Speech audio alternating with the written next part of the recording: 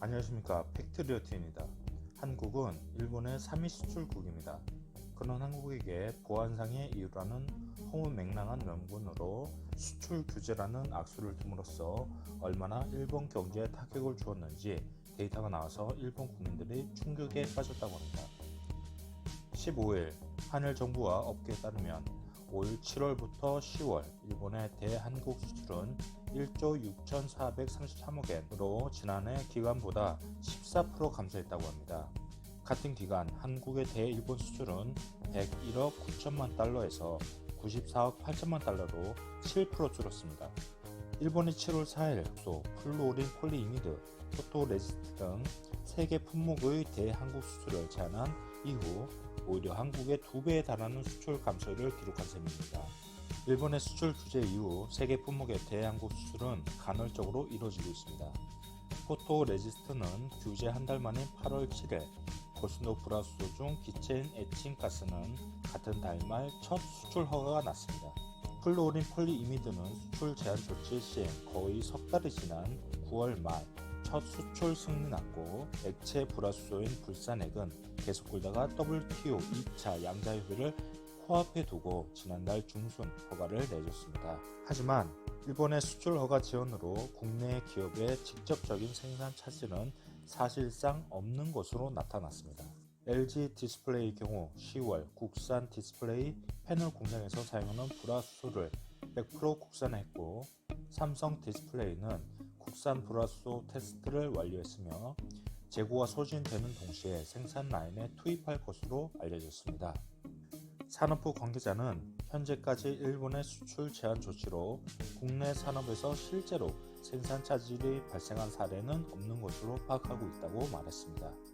오히려 일본의 수출 규제는 한국의 소재, 부품, 장비 경쟁력을 강화하는 계기가 되었습니다. 한국 반도체 디스플레이 산업의 성장 이면에 숨겨졌던 높은 해외 의존도 문제가 수면 위로 드러났기 때문입니다.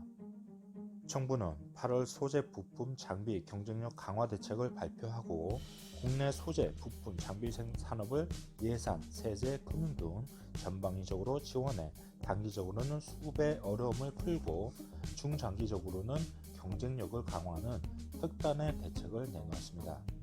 소재, 부품, 장비 산업에 대한 산업부의 지원 예산은 올해 6,699억 원에서 내년 1조 2,780억 원으로 2배 가까이 늘어났습니다.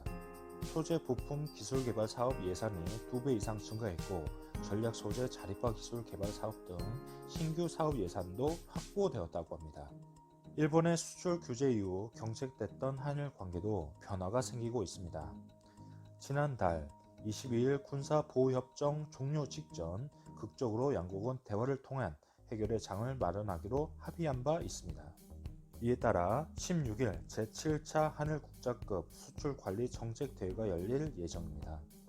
2016년 제6차 한일 수출 통제협의회 이후 수출 담당 국장이 전략물자 수출의 문제를 본격적으로 논의하는 것은 3년 만입니다.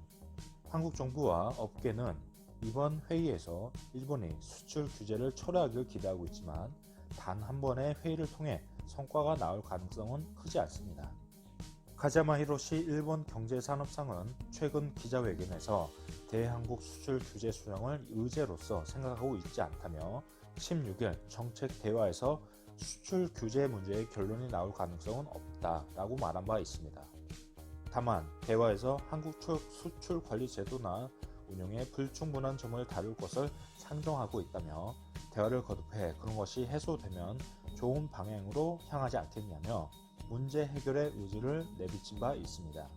이에 따라 16일에는 최근의 갈등 상황을 빠져나갈 돌파구를 발표할 것이라는 관측이 나오고 있습니다.